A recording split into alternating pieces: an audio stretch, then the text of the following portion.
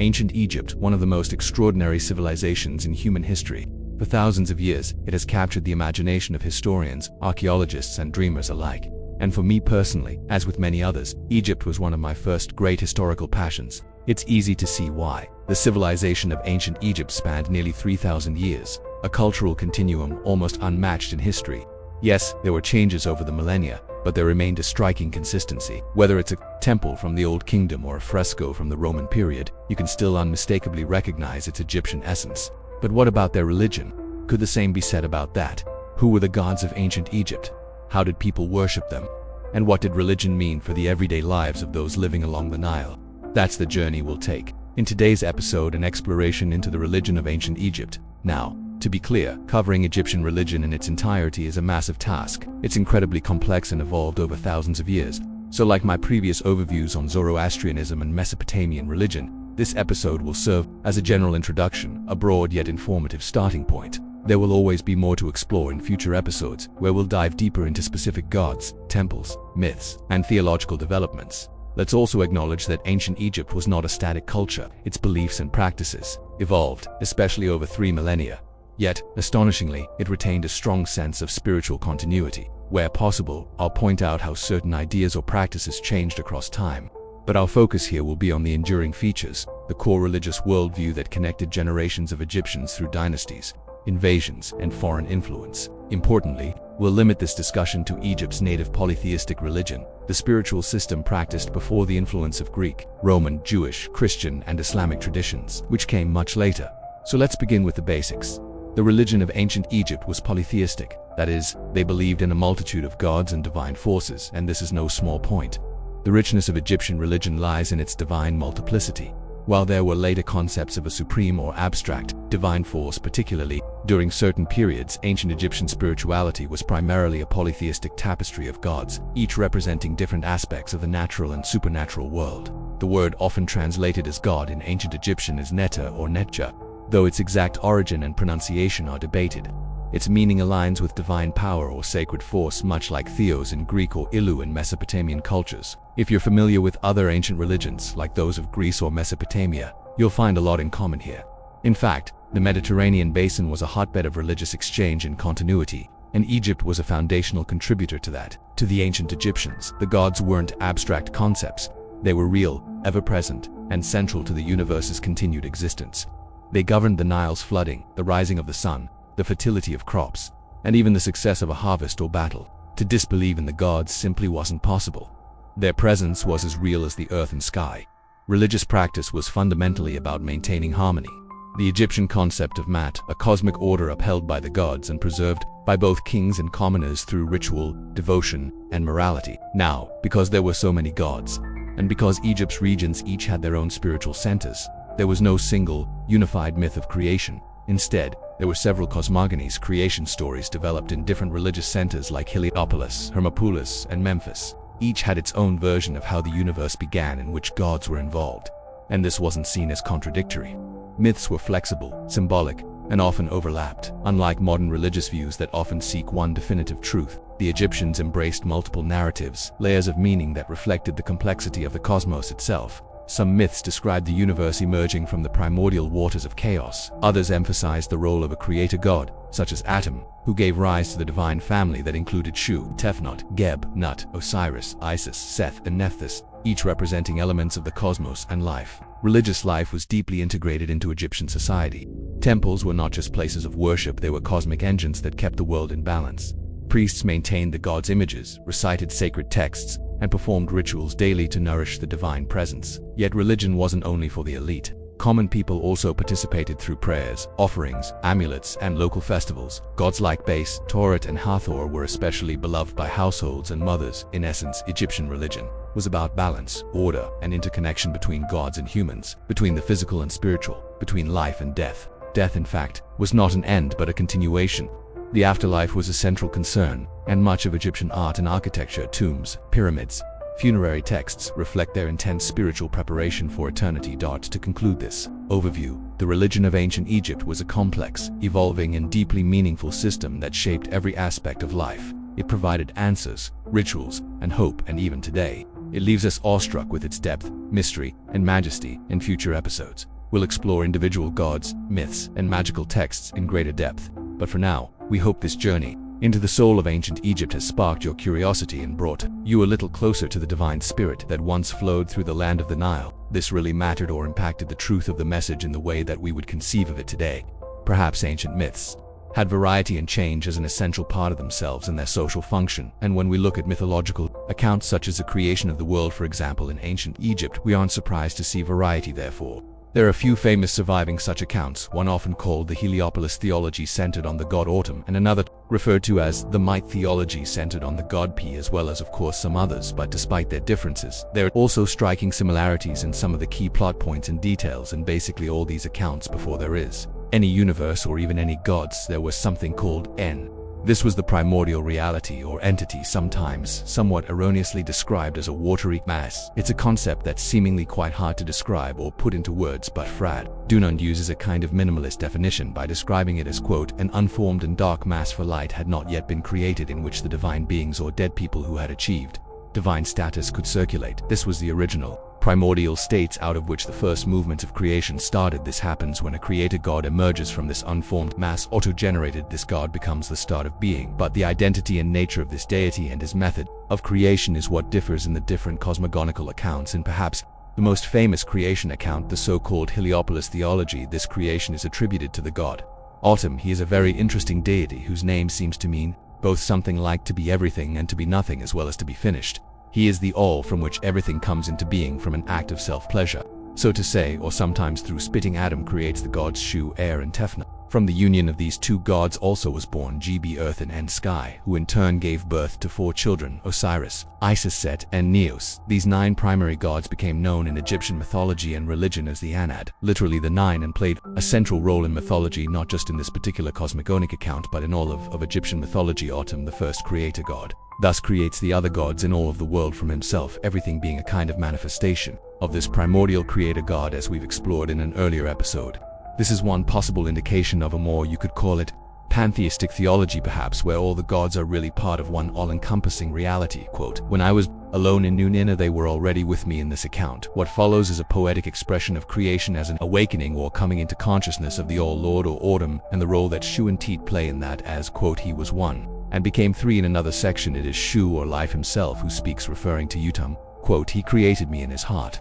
He made me out of his radiant power. He was pregnant with me in his nose. I emerged from his nostrils. In other words, here Shu or Life becomes the very breath of Autumn, the creator god, or the all from which all things emerge. It's also very significant and important to understand mythologically that Autumn is also identified as a form of the sun god, otherwise known more famously as Ra. This affirms the idea that the sun god is the highest and primary god, which would be so prominent throughout Egyptian history, especially in the New Kingdom. In one text it says, I am Autumn when I was alone in Nun, but I am Ra when he appeared at the moment when he began to govern that which he created. Who is he at the moment when he began to govern that which he created? It is Ra who began to appear as king when the support of Shu had not yet come into being. In another cosmogonical account, that of the Memphis theology, it is the god Ti, the deity of craftsmanship, that is the creator.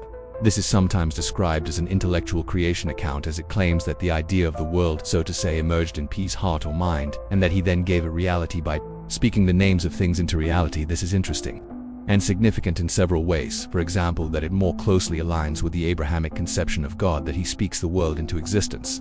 It's also significant for introducing the importance of names in Egyptian culture and religion. The names of the gods and of all things are central aspects of their ontological reality. It is when the names of things are spoken by T that they are created. Now compare this, for example, to the idea that the soul of a person lives on as long as their name is still being remembered and spoken out loud. Right, this is a common idea in Egypt, right, that as long as you speak someone's name they live on somehow, which is why it's important for sort of funerary cults that you pray to your ancestors, for example, right? So the name of a person or of a thing is very central to that thing's essence or ontological reality, right? Because God, in this case, T, speaks things into existence by pronouncing and saying their names. A third creation account is that from Hermopolis here, the primordial creative force is actually a group of divine beings, the so-called Ogat, or the 8 Oru in Egyptian. These were a group of 4 couples, Nun and Net, the primordial water, He and Hot, infinity in its spatial form, K and Cet, darkness, and Amin and Amenot, the hidden, this last pair being later replaced by Na and Nut, who symbolize the void. These male-female couples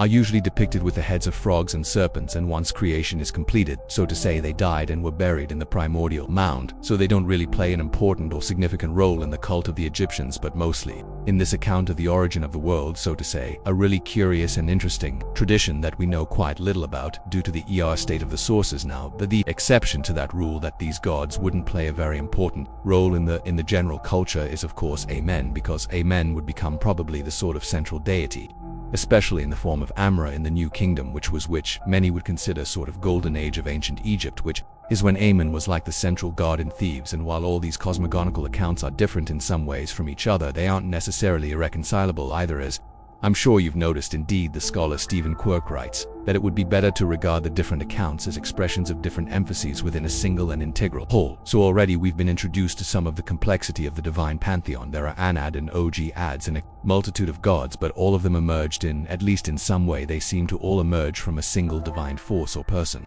What is key to know at this point is that the gods were responsible for the order and working of the world they represented, and ruled over natural phenomena and other aspects of life. Ra was the sun god.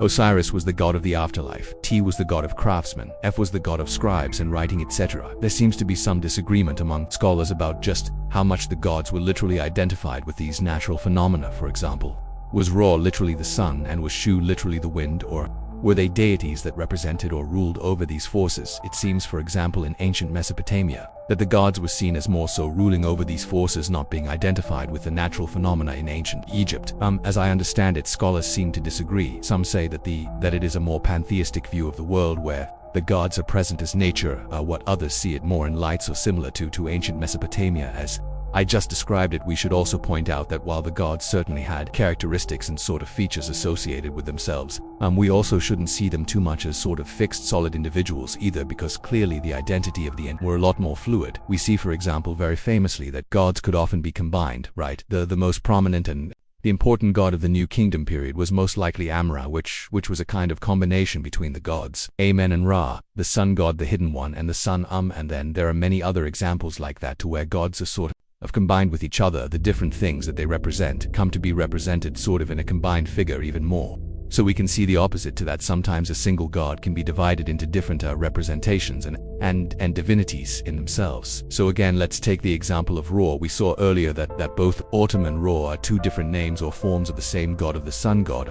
Even again, the same god in the New Kingdom, we see the emergence of the Aten, which is the sun disk in particular, so the sun specifically in the form of the sun disk. So a single god could be divided into all these different gods or forms, and different gods could also be combined with each other. So the nature, or which we translate as gods, are very complex, right? Their identities, their individualities, the relationship with other gods are complicated and a lot more complex than we often like to believe when we think about like polytheistic gods like Zeus in the Greek pantheon. He's the god of thunder, and Hades is the god of the underworld, and like they have these very fixed identities and fixed things that they are associated with or that they represent. It's not, well, that might be very generally true for Egyptian mythology. It's not that simple, right?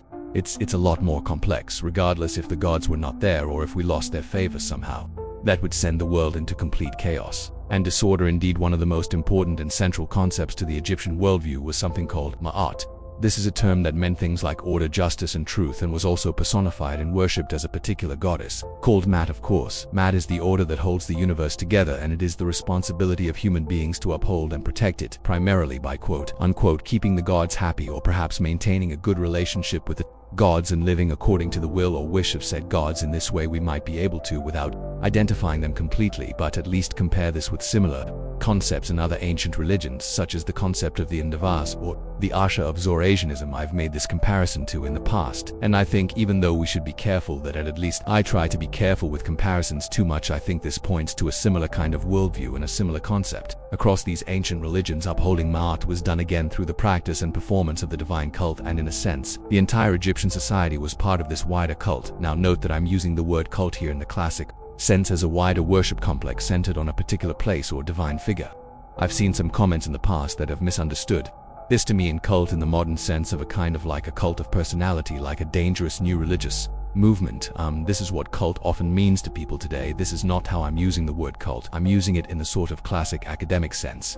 So just like keep that in mind, and at the head of this cult, the high priest chiefly responsible for upholding Mayan society and the practical worship of the god gods stood the pharaoh, the king of Upper and Lower Egypt. The king was always symbolically the most important person in this religious tradition. Indeed, the institution of kingship itself was a divine one. The pharaoh was seen as a kind of god on earth, or the son of the high god Ra, and a human representation of the god Horus. If you want to find out more about Horus and his relationship to divine kingship in ancient Egypt, Andrew Henry on Religion for Breakfast has been an excellent video covering this. Now, according to the mythological accounts, Ra, the sun god, was actually the first king on earth once the world was created, and he ruled over a world where humans also existed, but at some point there was a rebellion against Ra by the humans, which is quelled, but still results in the god stepping away from the world, making Enor Sky separate herself from the earth. He also then appoints other gods to stand in for himself as king, first Sh, then Gab, and then lastly, Osiris. It is at this point that the famous Osiris myth cycle takes over, and which becomes important for the story of kingship. Osiris, the king of Egypt, has siblings, among them the goddess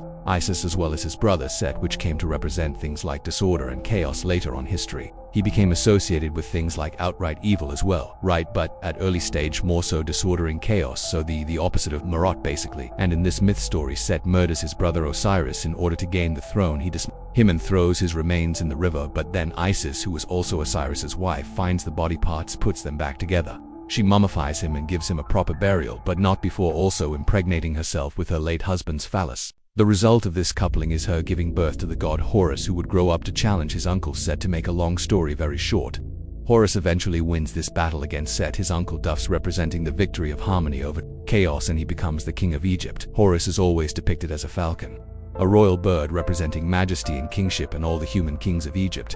The pharaohs are representations of Horus and his kingly authority. They are the sons of Ra, an earthly form of Horus, and thus rest responsible for keeping order and harmony in the world. But as such, he, that is the king, was also the high priest of the religious cult, responsible for all the temple rituals. The historian Fans Dunan writes, as an individual he was only a man subject to moral vicissitudes, but insofar as he occupied the royal office, he belonged to the divine son of the gods and their permanent representative in this world. He was the sole protagonist, authorized to act face to face with them and on their behalf, for he belonged to the same sphere as they. He was par excellence, the ritualist who knew what acts to perform and what words to speak. Now, of course, it was impossible for the pharaoh or the king to be present at every religious ritual in every temple in Egypt, which would often take place, of course, at the same time. So even though he was symbolically the high priest and the one responsible for all of the cult and the temple rituals, we see this depicted on temple walls, for example. There is always the pharaoh that's sort of leading the cults, almost always at least. But of course, in actual practice, in actual reality, the priests, particularly the high priests,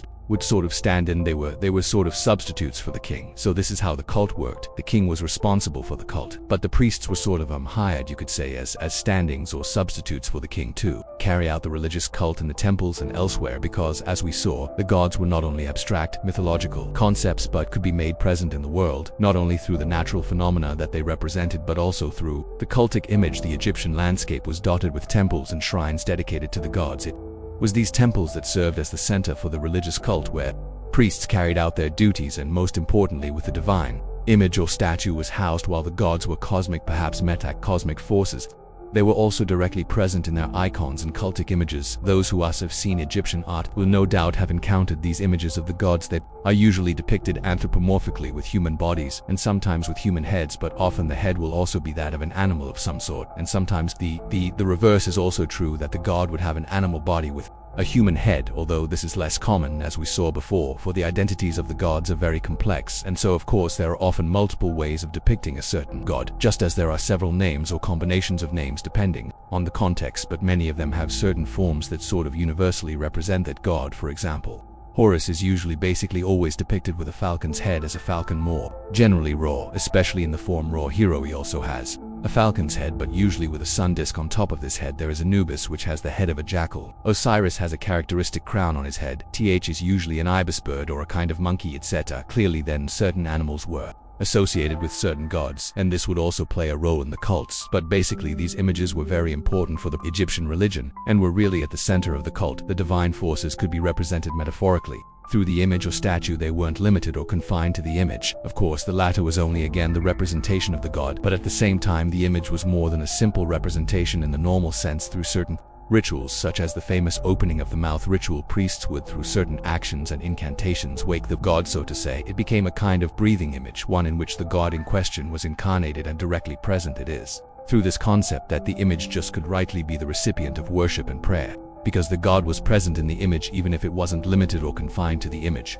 These images of the major gods were housed in temples known in Egyptian as hut, near the mansion or house of the god. These temples were the site of daily rituals in which the god would be taken care of, given offerings. Our songs would be sung, and many such other practices. This cult of the gods was the main religious practice in Egypt, which basically upheld Ma and order in the universe. The pharaoh, as we saw, was the high priest, and responsible for making sure that this was practiced properly, but in reality the temple and its rituals were, of course, mostly the responsibility of the priests. Quote, a temple was not a place where assembled people proclaimed the existence of the divine, but rather the place where the divine was rooted and manifested itself directly and visibly on earth, its permanent receptacle, and thus itself divine. Ancient Egypt was full of these temples. Indeed, another important aspect of the gods is that they were all usually associated with a certain region or with a city, and there would usually be a major temple in each city dedicated to the patron god. So, for example, Amen was the god of Thebes, which in the Egyptian was known as Waset. The city of Memphis had T as their patron god. Th was the god of Hierapolis in Egyptian Kenu, and so on. Worship in the city was dedicated,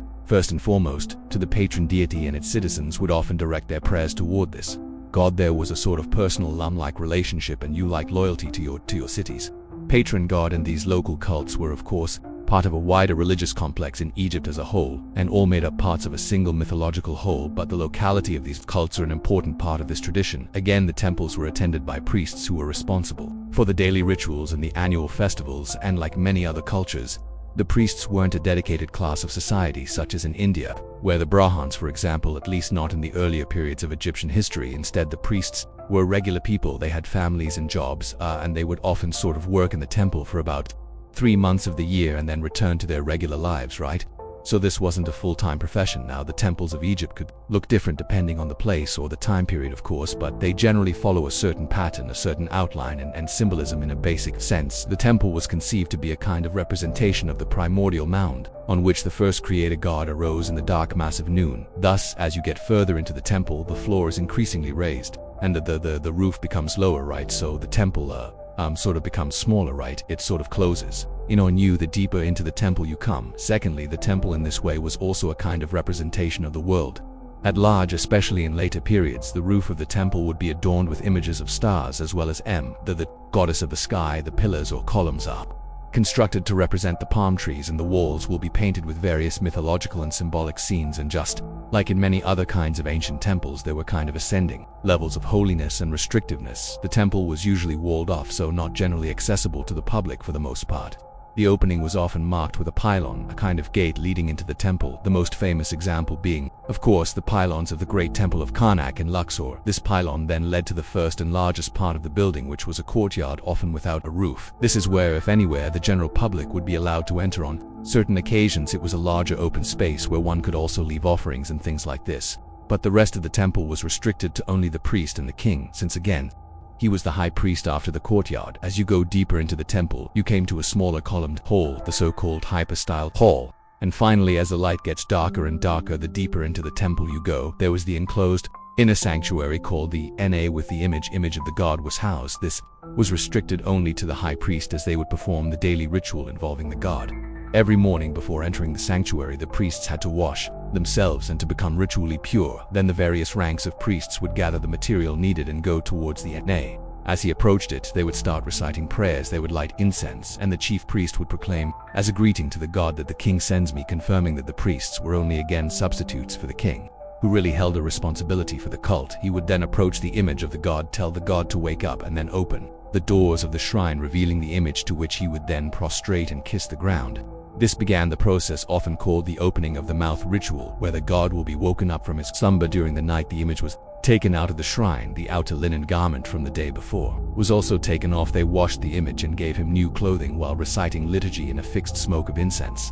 The god was then given new clothes along with green and black eye cosmetics, jewelry, scepter, and the famous headdress as the god was now properly awake, the priests would present offerings in the form of food, drink, and flowers. The food was likely placed on an altar in front of the god and then removed, after an unclear period of time, after which it would have been distributed to the temple staff. After these rituals, the god was returned to the shrine and order was still upheld in the world. This ritual was then repeated at least 2 more times each day, but the morning ritual was the most elaborate and important, so this is an example of how the temple cult and the religious practices worked. For the most part, it was something that was reserved primarily for the priests, right? And the general population, the regular people, did not really have any access to this inner part of the temple at all, and they never really got to see the image of the god.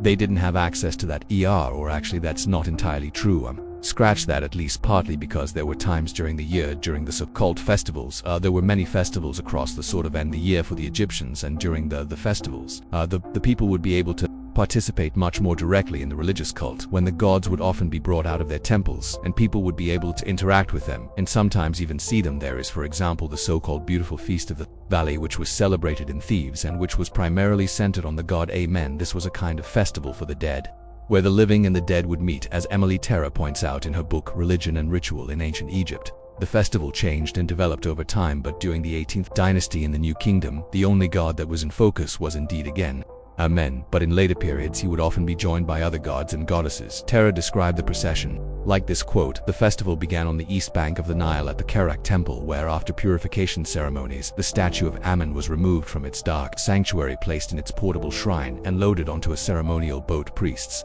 carried the god from the temple to the Nile, where it was placed aboard an elaborate barge called Yuzahat, powerful of prow, whose top sides were covered with gold and ornamented with scene of the king before the gods. The procession, led by the king, was accompanied by throngs of priests who carried the great fan signifying the presence of the deity, and by huge crowds of locals. The passage from east to west symbolized the transition from life to the land of the dead. The procession would then go to the necropolis in Thebes, places like the Valley of the Kings, where so many of the New Kingdom royals lay buried. The place was filled with music, dancing, and singing, and through these songs and chantings, the dead kings and general ancestors would be called on to come forth from their graves and meet the god and celebrate for 2 days. This festival took place and must have been quite a thing to experience.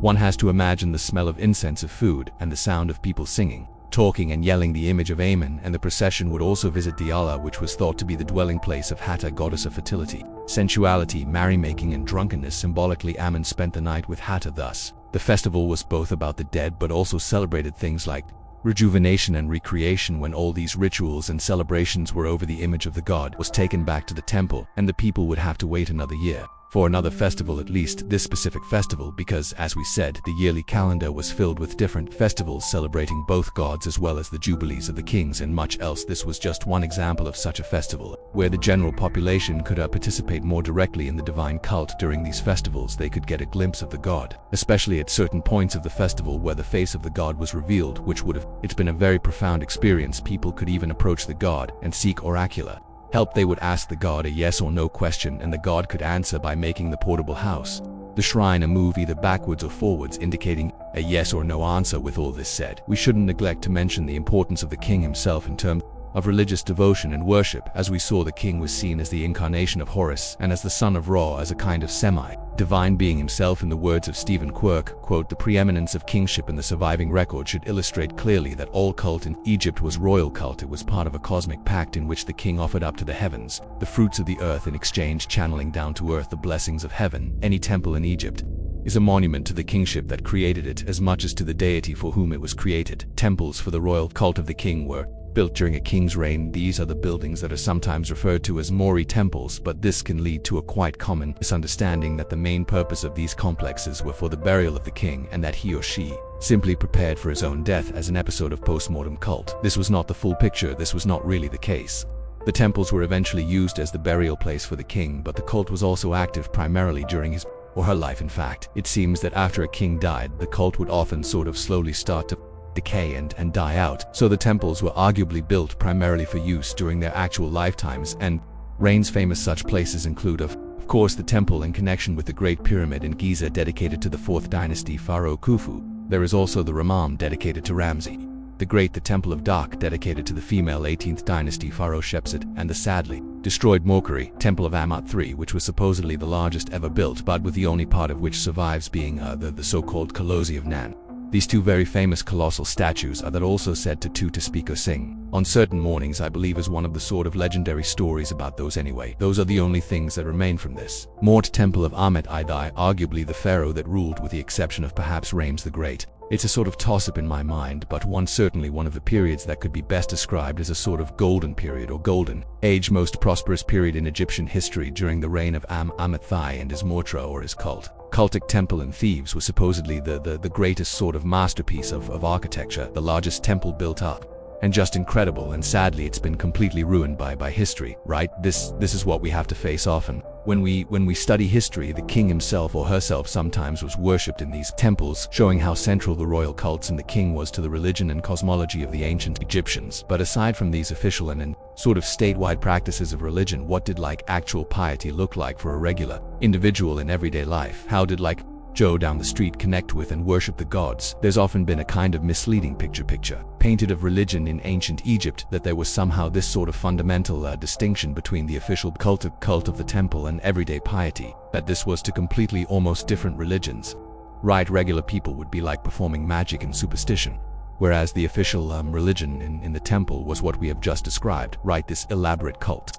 This is not the case, right? They're the same God, were worshipped by the people as by the priests and then the religion. It was a continuous whole basically, although it took of course different forms to some degree. Other gods were very much present in the lives of every day Egyptians. They were very important, and they played a role in everyday life in different ways. We saw again that the regular people, except when they served as priests for 3 months, a year or whatever, they didn't really have access to the temple, at least not to the inner sanctuary of the temple. There are indications that it might have had some access to the courtyard of the temple, like the first part, the biggest part of the temple, maybe sometimes even the hip-style hall. It's uncertain, but generally, even though they didn't have access to these more sacred parts of the temple, often in connection with these larger temples, often usually on the sort of outside wall, on the sort of back wall of the temple, would be more minor shrines. It's like mini temples, or shrines dedicated to gods that people could approach and pray and ask for favors from the gods. They would often be a kind of there would be holes in the wall, and there would be sort of a cloth, a fabric I should say, hanging sort of boxing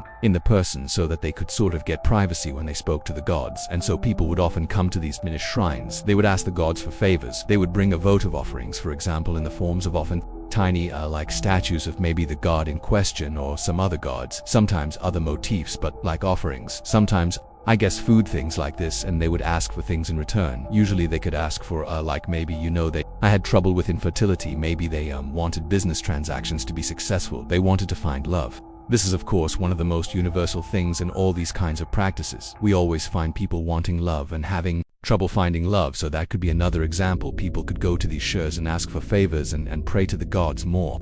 Generally, another form of these kinds of mini temples is something referred to as chapels of the hearing ear, which were also kind of just these kinds of chapels, where there will often be sort of a hall, and it would be adorned with things like the eye of Horus, famous, right? But also sometimes with just straight up ears. So you see many monuments of these kinds, the chapels of the hearing ear. There are sometimes 2 ears or more ears, which represented the fact that the god would hear the pleas and the prayers. So the person coming there to speak to the god in these places of private worship weren't of course limited to the temple area either, even though that was seemed to have been a sort of hotspot for those kinds of shrines. These kinds of Monye temples and chapels could exist all over in the village, on the countryside, on sort of pilgrimage routes. You could find these shrines in the big cities.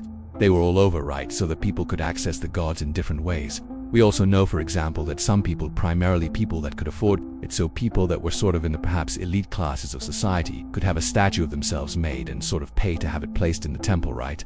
So that a statue representing themselves with their names inscribed on it, again, the name being important as a sort of indicator of a person, would be placed in the temple so that they would be close to the gods, and this would bring benefits so that the gods would perhaps more easily answer their prayers, because they were always there in the temple, at least in the form of a representation through a statue. Very unique and fascinating practice, but people also of course had more personal and private ways of contacting the gods at home. For example, we know that there might have been many shrines at home that people could have in their house with a sort of patron deity perhaps, or something like that they could dedicate worship towards while they were at home. They would also more portable objects like amulet. We will get to this soon, but amulets, but also we have stele, that seems to have been used also as a sort of remember.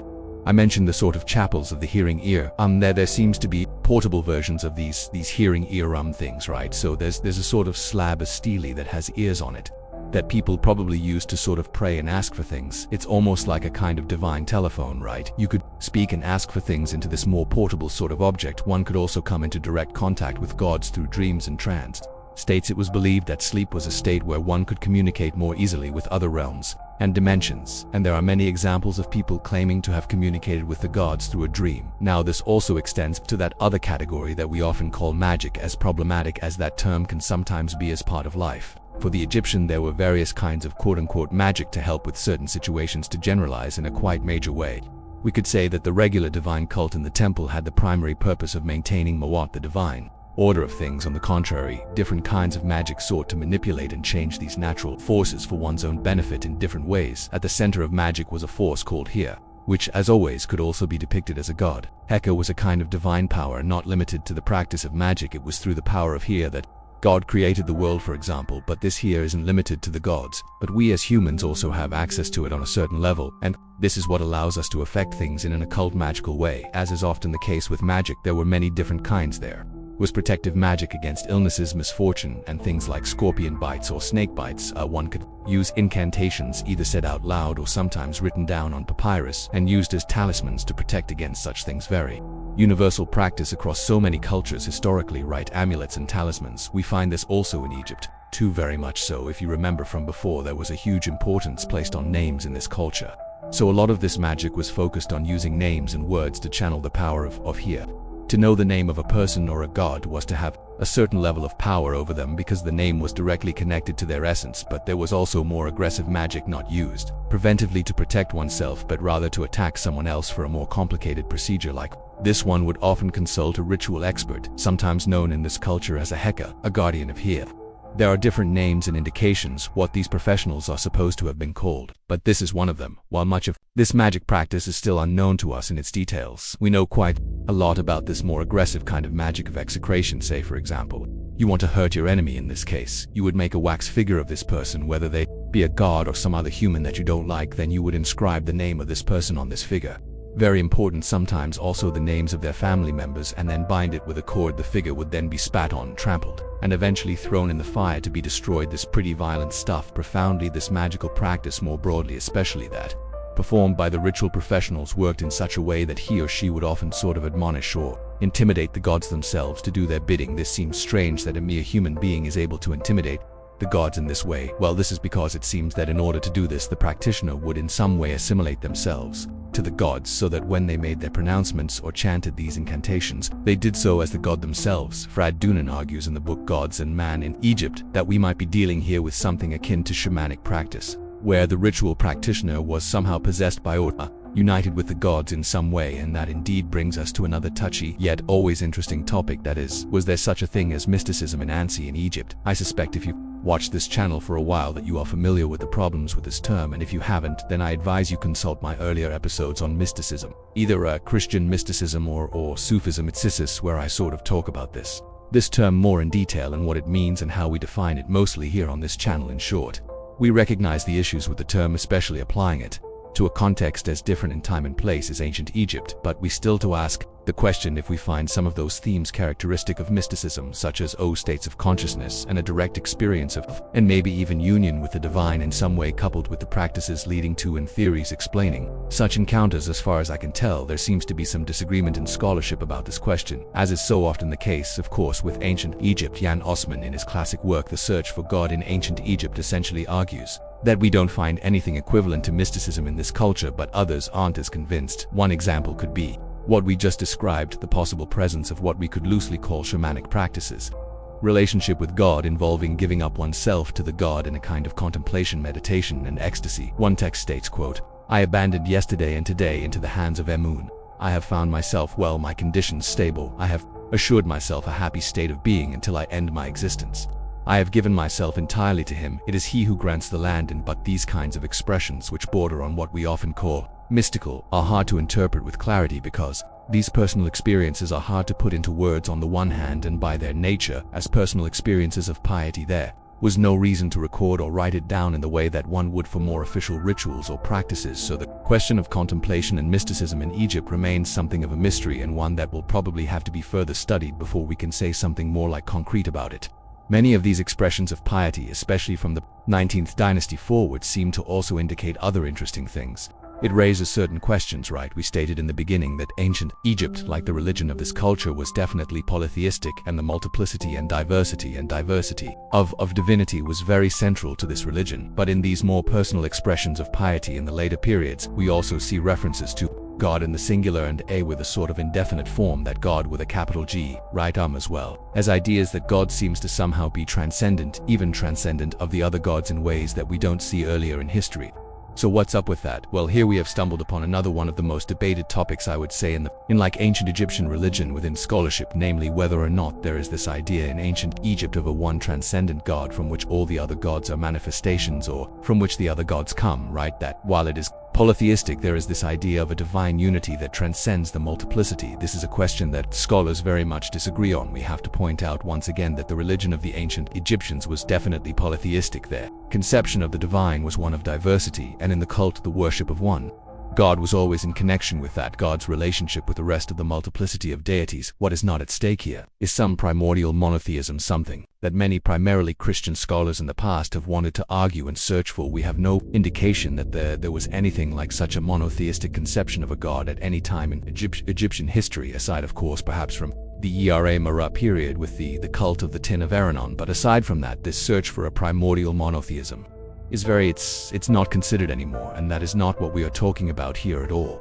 With that said, and as I've explored in my previous episode about this exact topic, categories like polytheism and monotheism are quite limited, and things on the ground are actually quite a lot more complicated than that when we look at many, perhaps most even, of the ancient religions that we refer to as polytheistic. They will have a multiplicity of gods, sure, but they will often also have a concept of a transcendent divinity that encompasses the other gods, a divine unity from which the multiplicity of the gods in the world come, to which Hindus call this the Brahman, the Shiites call it Shiva. The ancient Greeks in their multiplicity of gods often talked about who's the god which was sometimes identified with Zeus, and philosophically also talked about concepts like the one and the good, the form of the good, etc. in Plato that approximates the same idea. The Aztecs in Mesoamerica also had a multitude of gods, but simultaneously spoke of something called Teot, a kind of pantheistic force from which all gods come. It is the question whether this kind of concept can be found in ancient Egypt that is up for discussion, and as I said, that scholars disagree upon. Egyptologists like Eric Horing argued in his Conceptions of God in Ancient Egypt that we don't find such an idea emphasizing the divine multiplicity, and this line is also followed by people like the aforementioned Frandunen, but others disagree. The most famous proponent of the more one supreme God position is probably Jan Osman, as famously argued in his work The Search for God in Ancient Egypt. First off, we should point out that even though there are many gods and their diversity is important for the cult, there was one divine force that was kind of always seen as the supreme and most exalted one, the sun god, whether it is as Ra in his importance in the mythology, or as the creator Autumn, as the all that we saw before, or as Amra in the New Kingdom, the sun god always had a very special position. This becomes especially apparent in the New Kingdom, was arguably the case even further back in history as well. In one coffin text it says, quote, "Incantation for coming forth by day in the necropolis. The word took form, all was mine when I existed alone. I am Ra in his first appearances, when he shines forth from the horizon. I am the great God who took form of himself, who created his names. Lord of Enneads, who has no opponent among the gods. Yesterday is mine, and I know tomorrow, as in the theology of Helios. It was the sun god that created all the other gods from himself." And even as we start seeing more personal expressions of piety that talk about God in the singular, such as in the instructions literature that appear from the Middle Kingdom, when they make such proclamations, this singular personal God is usually either the patron god of that person's city, or referring to Ra or Amra the high god, quotes, "He who listens to the entreaty of one in distress, gracious to one who calls to him, who saves the timorous from the hand of the violent, who pronounces justice between the poor and the rich, Lord of cognition, on whose lips is creative word, for whose sake the Nile inundation comes, the Lord of affection, the great of love. When the inundation comes, humankind lives. He who grants a clear road to every eye that was created in noon, whose radiance allows it to become light, over whose beauty the gods rejoice at the sight, of whom their hearts quicken." This cult of the sun arguably reached its culmination during the reign of Aranan, who completely reformed the religion of Egypt into one solely dedicated to the sun disk Aten, and essentially suppressed the worship of Amun, who was the primary god previously. This episode is the only clear break from the traditional religion that we have described so far, and only basically lasted for the duration of his reign. I've made a full episode dedicated to Anan and the religion of the Aten on the channel a few years back, so I'm not going to cover it basically at all here, and just mention it because it is an important part of this history, but that is not what we're going to be focusing on. So if you want to know more about that, check out my earlier episode about that, or Andrew also made an excellent one a couple years ago. Osman argues that across Egyptian history we can spot two essentially parallel ways of talking about the divine. Implicit theology, which is the kind of theological speculation that is implicit in the religious cult, and explicit theology, which runs parallel and gives birth to more abstract and philosophical conceptions of the divine. This explicit theology can be found in earlier periods but becomes most apparent during the New Kingdom, and especially after the revolution of Akhenaten and the return to traditional worship. The trauma of this religious reform and the suppression of the traditional gods like Amun seems to have fostered a new kind of relationship with God, because Amra couldn't be worried in public anymore. Basically, people instead developed a kind of inner relationship with the god by, quote, placing him within the heart. Quote, the son of him who does not recognize you says amen, but he who recognizes you says it is risen. In the forecourt, he who attacks you is in darkness, even when the whole land is in light, but he who places you in his heart, lo, his son has risen. It is in the rammed period that we also possibly get the high point of theological expression related to the idea of the one universal all-encompassing God. Of course, we should remember that after the Amara revolution ended, the traditional polytheistic cult was reinstated and supported, so what appears here is not a monotheism in the more strict definition of that word, such as what Akhenaten seems to have tried to establish, but rather a more complex theology where the unity of God and the plurality of deities in the world is merged in a grand pantheon formulation. Again, here it becomes clear that the conception of God in the singular is a very real concept that stands above the other gods, or in which those gods are integrated. This all-encompassing God is the creator, the source of everything, moral guide and giver of life. Quote, life belongs to you. There will be no other who gives life to every visage. You are the light that drives off evil. No eye lives that does not see. You are the air that allows the throat to breathe. No animal lives that does without you. You are the inundation that keeps humankind alive. No face lives if you are not in it. As you can tell, the all-encompassing nature of this divinity is radical and formulates itself in a pantheistic way. God is everything. He embodies the cosmos. Quote, you are the sky, you are the earth, you are the netherworld, you are the water, and you are the air between them, according to the arguments of Osman. This exalt conception of the divine, a kind of pantheistic theology with a single divinity at its center, came to dominate theological expression from the 19th dynasty and for the rest of the classical Egyptian civilization all the way into the Hellenistic and Roman periods. It was a polytheistic religion in the basic meaning of that word, for sure, but there was a lot more going on theologically at the same time. So now we've talked about some of the basic mythology and perhaps theology of the religion, as well as how people related to the divine and how they practiced their religion, but we still haven't talked about one of the most perhaps important and indeed famous aspects of ancient Egyptian culture and religion, which is of course death and the afterlife. Now, as many of the scholars that I've quoted in this episode so far have also pointed out, the way that some people have portrayed the ancient Egyptians as completely obsessed with death, or that this was somehow like the most important part of their lives and culture, is pretty oversimplified and honestly kind of inaccurate, because they built monuments relating to death and tombs with the express purpose of them surviving for as long as possible by building in stone, for example. Much of that which does survive of their culture has to do with death and the afterlife. Naturally, it's easy therefore to overemphasize this part of ancient Egypt. I think for a lot of people, some of the very first imagery that comes to mind when we think of Egypt are like mummies and elaborate tomb art, but with that said, there is of course no escaping the fact that death and the afterlife was very important, and something that the Egyptians spent a lot of time preparing for and thinking about, and what they believed was that death certainly wasn't the end. Well, it was a kind of end because the dead never returned to this world of the living, but it wasn't an end in terms of being an end of our existence completely after the demise of our body. Our soul, or souls in plural, perhaps live on in the afterlife, what the Egyptians called the Dated and often simply referred to as the West.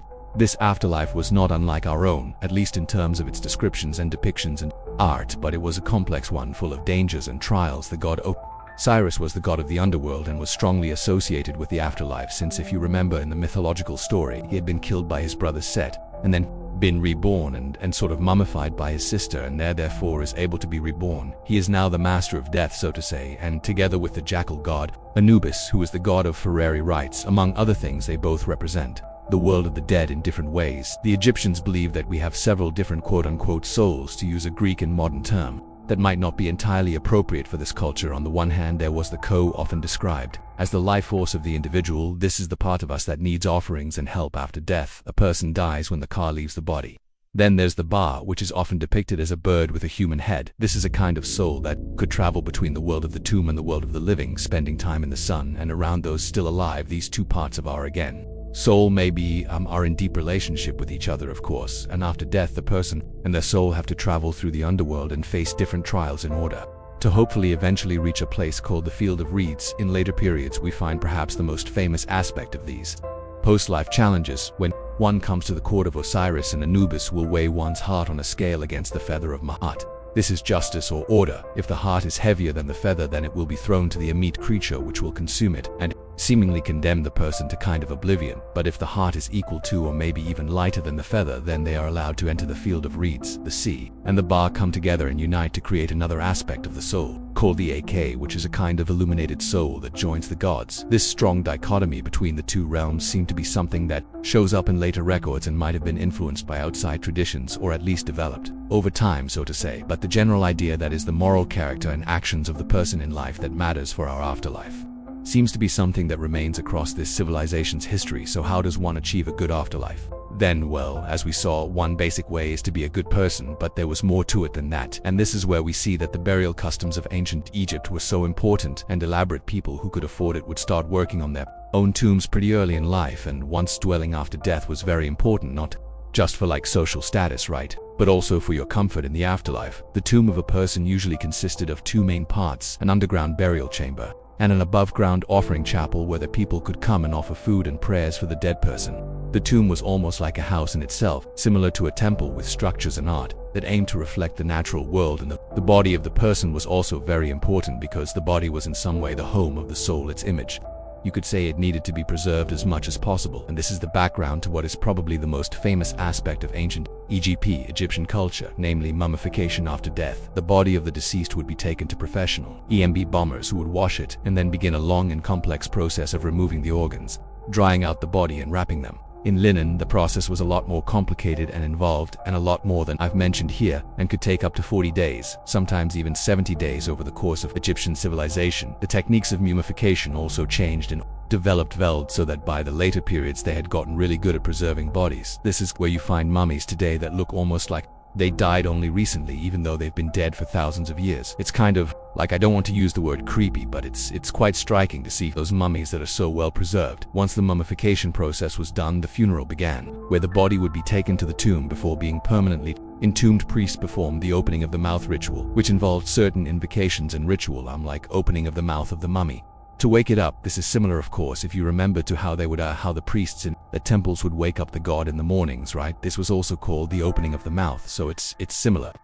in sort of making the person or the body alive in some way in preparation for death. But as we saw, the journey wasn't over once it was in the grave either, and to help the deceased person on his journey through the underworld, several things could be done. For one, as we saw, family members and friends would often come to the offering chapel in connection with the tomb to make offerings of food to the deceased one. Could also, for example, leave images of food on the walls of the tomb and many other gifts that were left in the burial chamber. We've all seen the famous tomb of Tutankhamun, for example, where there was a whole host of different objects, from objects used in life, like weapons and bow and food items and beer and all kinds of things. A peculiar item that would often be left in the tomb were small figurines called sti, which were essentially like workers. It was believed that these sheti would function as servants to the deceased in the afterlife and help them with various things in general. It was believed that all these objects that were left in the tomb, and if they were painted on the walls or whatever, everything that was in the tomb would help the person in the underworld and in the afterlife. But another very important aspect of the funerary rituals was that certain texts were left in the tomb: spells, prayers,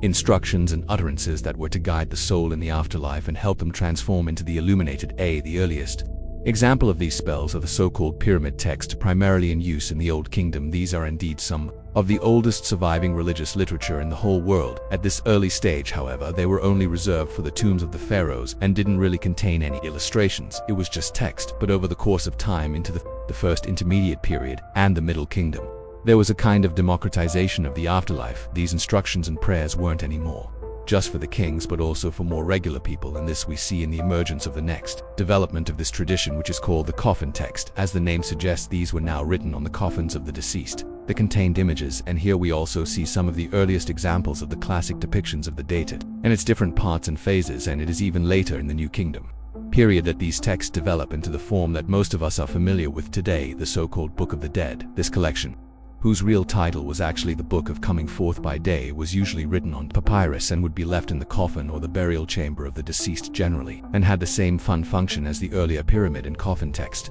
It was a further development of these earlier texts and traditions. It contains instructions for the soul and how to traverse the do and become the transformed A in order to enter the field of reeds. It's a quite large body of text with very intricate and complex descriptions that have become very famous. It's, for example, here.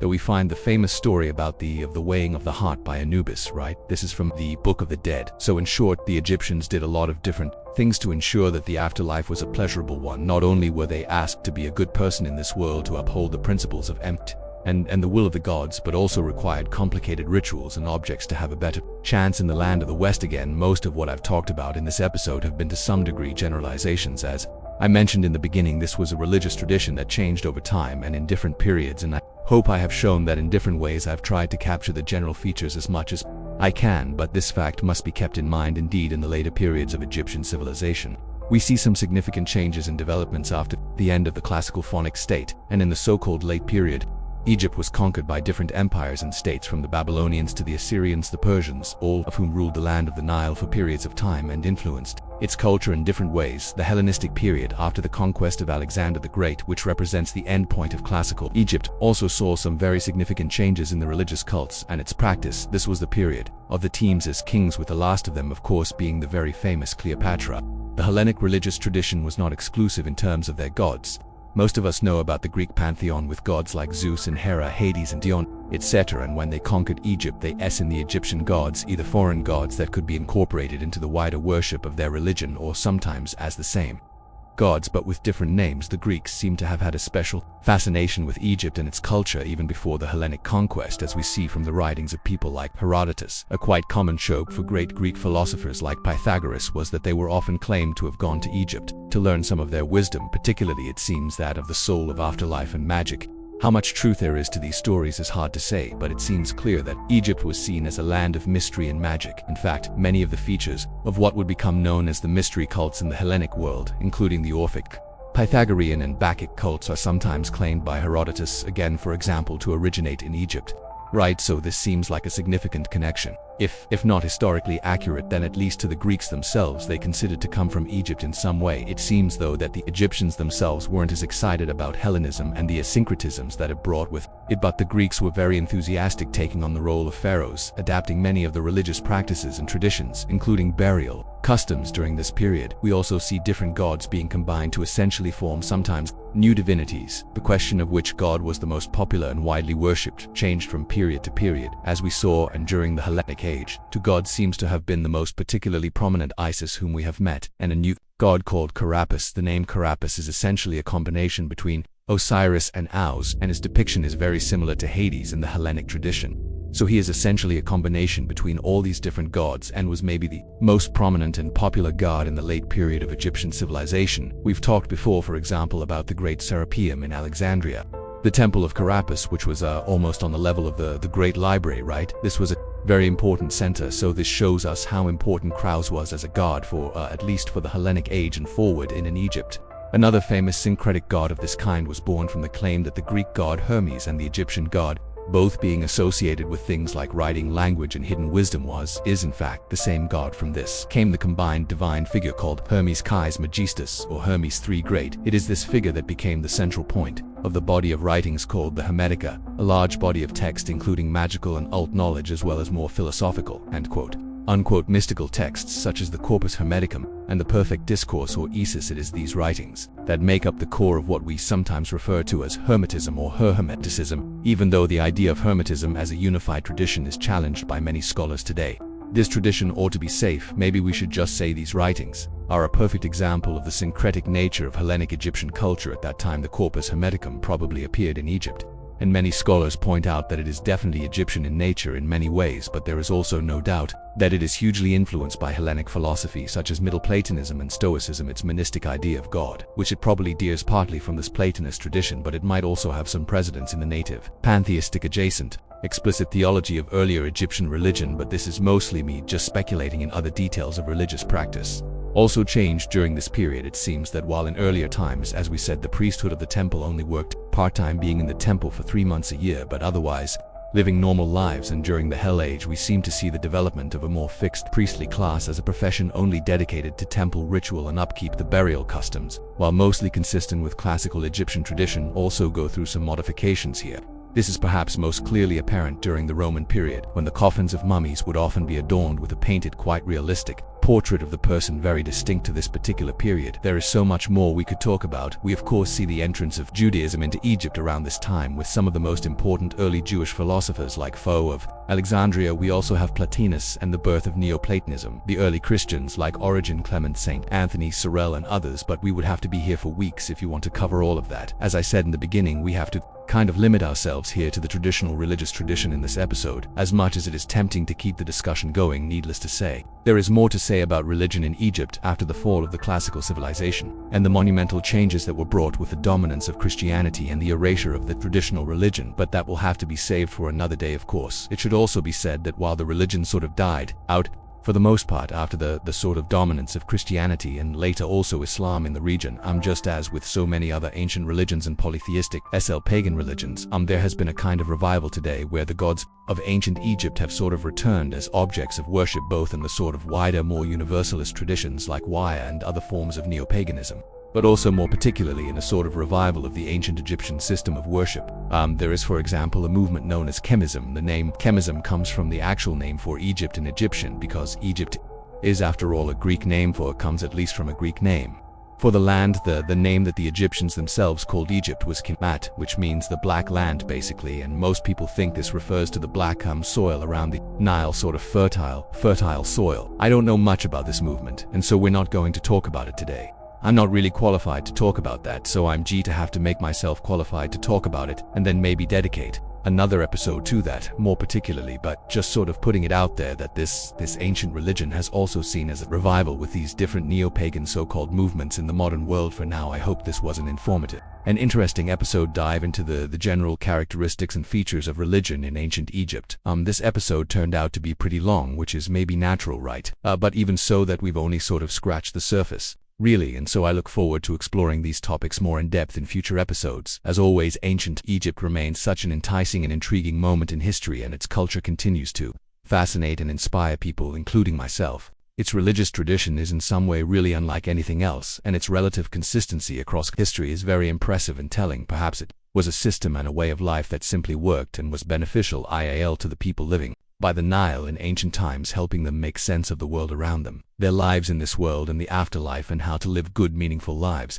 And there's no doubt that this culture and religion has had a massive impact in different ways on the whole of humanity down to this very day. Thank you so much everyone for watching, and I'll see you next time.